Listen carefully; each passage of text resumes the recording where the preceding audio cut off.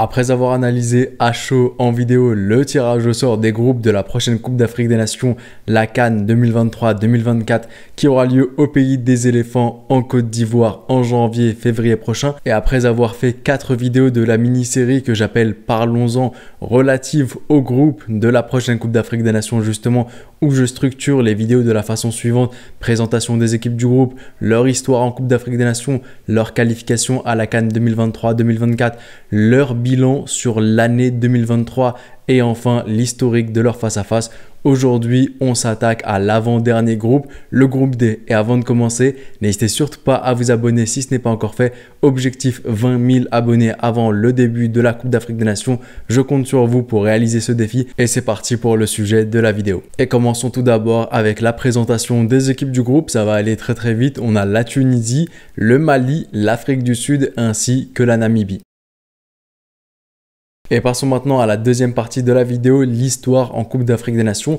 Et commençons avec la toute première équipe du groupe, à savoir la Tunisie. En janvier-février prochain en Côte d'Ivoire, la Tunisie participera à sa 21e Coupe d'Afrique des Nations. La Tunisie l'a remportée à une reprise il y a 20 ans justement, au moment où ils joueront la Coupe d'Afrique des Nations. Ça fera 20 ans qu'ils l'auront remportée, c'était en 2004. Et lors de la dernière Coupe d'Afrique des Nations, la Tunisie s'était arrêtée en quart de finale contre le Burkina Faso. S'agissant maintenant de la deuxième équipe du groupe, à savoir le Mali, ils participeront en Côte d'Ivoire en janvier prochain à leur 13e édition de Coupe d'Afrique des Nations. Le Mali n'a jamais remporté la Coupe d'Afrique des Nations. Leur meilleur parcours, c'était une finale en 1972 et lors de la précédente Coupe d'Afrique des Nations, la dernière CAN jouée par le Mali, il s'était arrêté en 8e de finale. S'agissant de l'avant-dernière équipe de ce groupe E, à savoir l'Afrique du Sud, ils participeront en Côte d'Ivoire à leur 11e édition de Coupe d'Afrique des Nations. Ils l'ont remporté à une reprise, c'était en 1996 contre la Tunisie justement en finale.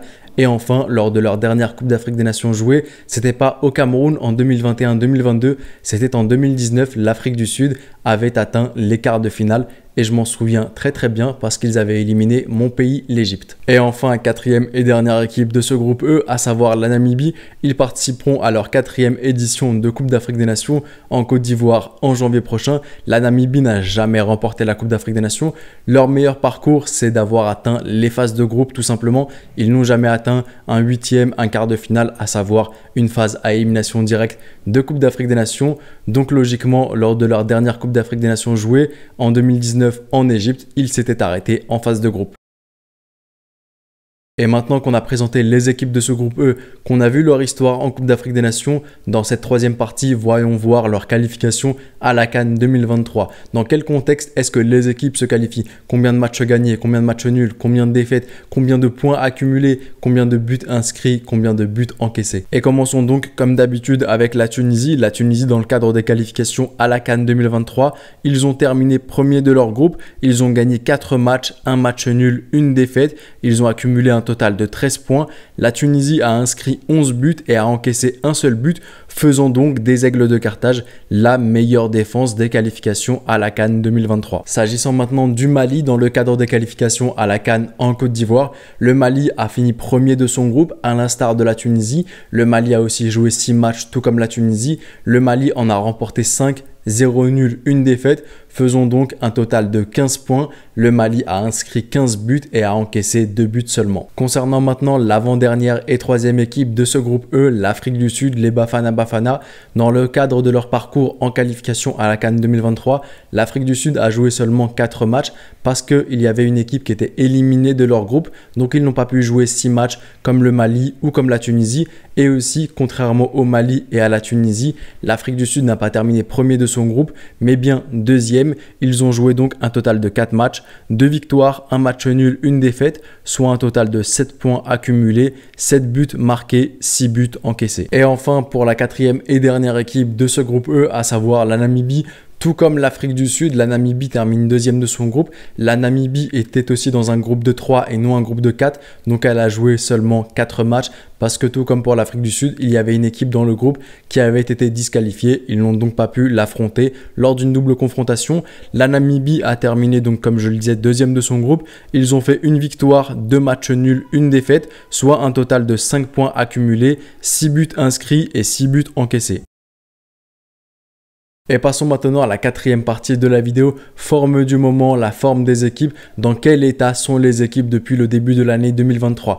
Alors je le répète dans chaque vidéo et j'en avais fait de même pour les analyses des groupes de qualification à la Coupe du Monde, la forme d'hier n'est pas la forme d'aujourd'hui, la forme d'aujourd'hui n'est pas la forme de demain, tout peut absolument changer, tu peux être dans une très bonne dynamique et en arrivant à la CAN complètement te rater parce que tu n'as pas les bons joueurs avec toi, tu as des joueurs blessés, tu n'as par exemple pas été assez prêt, tu n'as pas fait une bonne préparation physique. Il y a pas mal de facteurs qui peuvent expliquer un total changement, mais je trouve ça tout de même toujours intéressant de regarder dans quelle dynamique s'inscrivent les équipes. Et comme d'habitude, on commence avec la Tunisie. La Tunisie commence l'année 2023 avec des matchs de qualification à la prochaine Coupe d'Afrique des Nations. Le 24 mars 2023, la Tunisie à domicile bat la Libye sur le score de 3-0. Ensuite, 4 jours plus tard, à l'extérieur, en Libye, toujours dans le cadre des qualifications à la Coupe d'Afrique des Nations, la Tunisie s'impose sur le score de 1-0. 3 mois plus tard, en juin, contre la Guinée équatoriale, toujours dans le cadre des qualifications à la prochaine Coupe d'Afrique des Nations, la Tunisie connaît une défaite sur le score de 1-0 contre la Guinée équatoriale. Et je crois qu'on pourra même discuter sur la validité du penalty de la Guinée équatoriale. Quoi qu'il en soit, quelques jours plus tard, dans le cadre d'un match amical, en Algérie, la Tunisie affronte l'Algérie et fait match nul 1-1. Ensuite, retour après les vacances en septembre dans le cadre du dernier match des qualifications à la Coupe d'Afrique des Nations 2023 qui aura lieu en Côte d'Ivoire.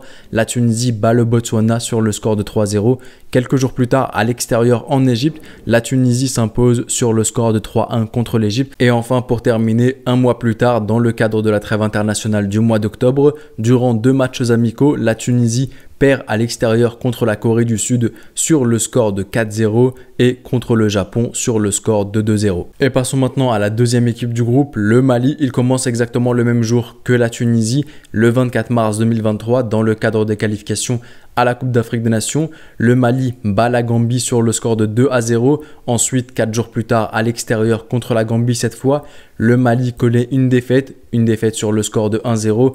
Ensuite, il y a marqué match international amical contre la Catalogne. Je ne comprends pas du tout ce que c'est, mais en tout cas, ça n'a pas été joué. Donc, il n'y a rien à dire dessus. Ensuite, lors du mois de juin, 3 mois plus tard, toujours dans le cadre des qualifications à la prochaine Coupe d'Afrique des Nations, le Mali bat le Congo à l'extérieur sur le score de 2-0. Après les vacances, lors du mois de septembre, toujours dans le cadre des qualifications à la Coupe d'Afrique des Nations, le Mali à domicile bat le Soudan du Sud sur le score de 4-0. Ensuite, il y a eu quelques jours plus tard un match amical contre la Côte d'Ivoire qui a été interrompu. Malheureusement, le terrain avait pris l'eau comme pas possible. Durant la trêve internationale du mois d'octobre maintenant, 2 matchs amicaux. Le Mali s'impose sur le score de 1-0 contre l'Ouganda et le Mali s'impose sur le score de 3-1 contre l'Arabie Saoudite. S'agissant maintenant de l'Afrique du Sud, la troisième équipe de ce groupe E, il commence tout comme le Mali ainsi que la Tunisie le 24 mars 2023 dans le cadre des qualifications à la Coupe d'Afrique des Nations.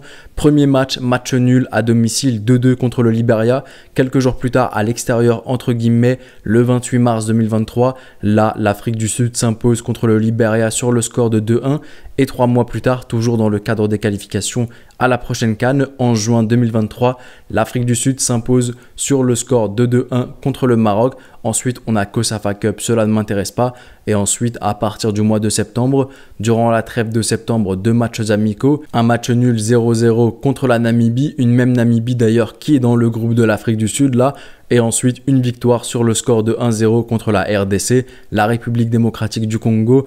Un mois plus tard, durant la trêve du mois d'octobre, l'Afrique du Sud fait 2 matchs nuls, un match nul 0-0 contre les Swatini et un match nul 1-1 contre la Côte d'Ivoire. Et enfin, pour la quatrième et dernière équipe de ce groupe E, à savoir la Namibie, tout comme la Tunisie, le Mali ainsi que l'Afrique du Sud, ils commencent dans le cadre des qualifications à la prochaine CAN le 24 mars 2023 en faisant match nul à l'extérieur 1-1 contre le Cameroun. Ensuite, à domicile, 4 jours plus tard, ils battent le Cameroun sur le score de 2-1. Ils ont un match qui est annulé contre le Kenya. C'était justement la dernière équipe du groupe qui a été disqualifiée, leur groupe de qualification à la CAN. Ensuite, 3 mois plus tard, lors du mois de juin, ils perdent contre le Burundi sur le score de 3-2. C'était toujours dans le cadre des qualifications à la prochaine CAN. Ensuite, on a COSAFA Cup, cela ne m'intéresse pas. Et enfin, on a un match amical, le match justement contre l'Afrique du Sud en septembre qui s'était soldé sur le score de 0-0, match nul.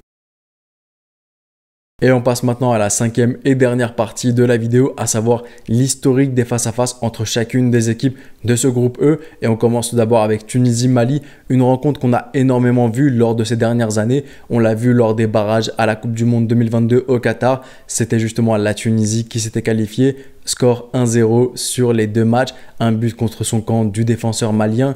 On l'a aussi vu lors de la Coupe d'Afrique des Nations 2021-2022 au Cameroun. Quoi qu'il en soit, Tunisie-Mali, c'est 12 matchs, 6 victoires côté Aigle de Carthage, 2 matchs nuls et 4 victoires du côté malien. Ensuite, Tunisie-Afrique du Sud, il y a 6 matchs qui ont été joués, 3 victoires de la Tunisie, un match nul et 2 victoires côté sud-africain. Ensuite, Tunisie-Namibie, on a un seul match depuis 2007, j'ai pas d'autres informations et c'est la Tunisie qui a remporté le match. Mali-Afrique du Sud, maintenant, on a 4 matchs qui ont été joués, une victoire côté malien, 2 matchs nuls et une victoire côté sud-africain.